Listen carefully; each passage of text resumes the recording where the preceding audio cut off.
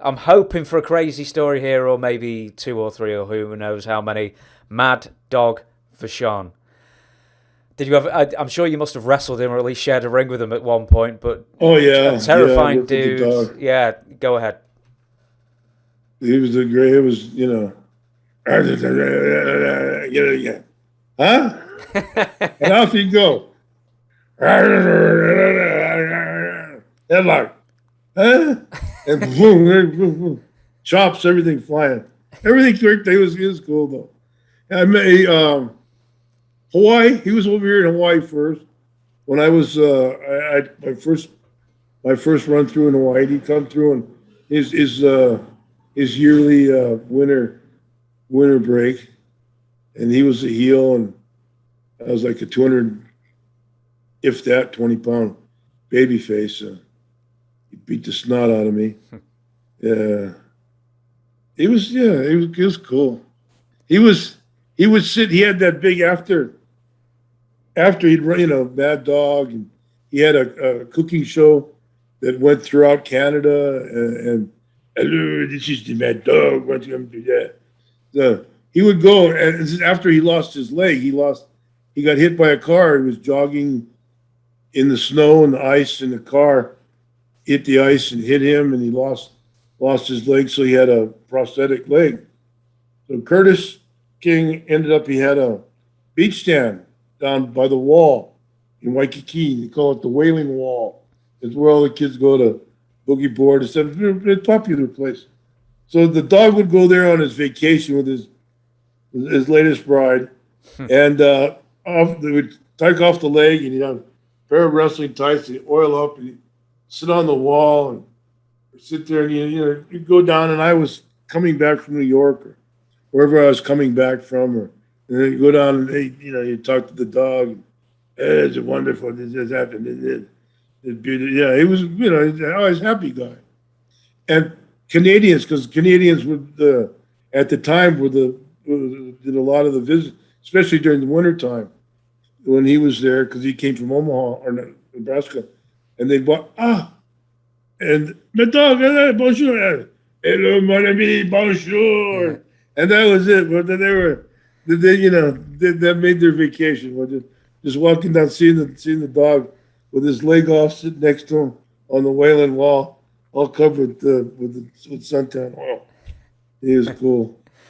There's a really famous story about the Mad Dog where he's on a plane and he's about to. Oh, Oh, okay. Then you can take it away if you know what the story is. He was in back, going through his stuff, and he opened the door of the plane. Right. Yeah. I've heard excellent accounts from Gagne and some other guys, and they said, "Oh, it's so cool back here," And then they got he used to always Adonis. Adonis, he gets something in. Vern would, it's just, he came back, and now he's top baby face in the territory. Main Crusher and Mad Dog, Crusher and Vern, tag teams and everything else. So Vern would get him after he'd do something like that, and I'm sorry, Vern, Adrian, and Jesse, they get me all fucked up. I can't.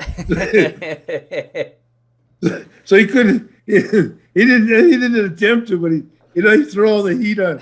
He throw all the heat on Adonis. Adrian, he gets me all fucked up. I can't. I don't know what I'm doing.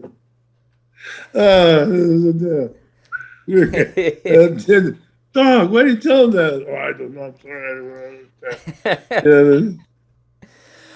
sorry. What about Paul, his brother? I don't really think there's many stories out about Paul. It all seems to be on Maurice. Well, Paul was a great worker. Hell of a head. He didn't rip off guys' ears or pull any eyes out or anything. Sure, he's a pretty tough guy. Great. They were the tag team of their era. They're Crusher and Bruiser and Butcher and Mad Dog. They were over. In the Minnesota, AWA, and then brought into Montreal. A lot any place would book them. then they split up, and I don't, for what reason I don't know, whether family or the office or what it was, but they kind of separated. I worked with Paul in Florida and some other places. He was brilliant, and you can understand him. The dog would just growl at you. Okay, dog, drop down or whatever, keep moving until he was ready to stop. But Paul, Paul was just like being, another talented seasoned worker. The dog was boom, jumping around, so much energy. Because you mentioned Mad Dog before, pulling eyes out and stuff like that. Did you ever see him, or at least hear the story of him taking someone to town, either in the ring or in the bar or wherever it would be, who tried to test him? No, never. But it was before my time. Just heard all the stories. Doing a Bobby Jaggers on this. I don't never saw. Every time I saw him, he was like a little pussycat. Of course, you knew better. I mean, you knew better, but he was just a gentleman all the time.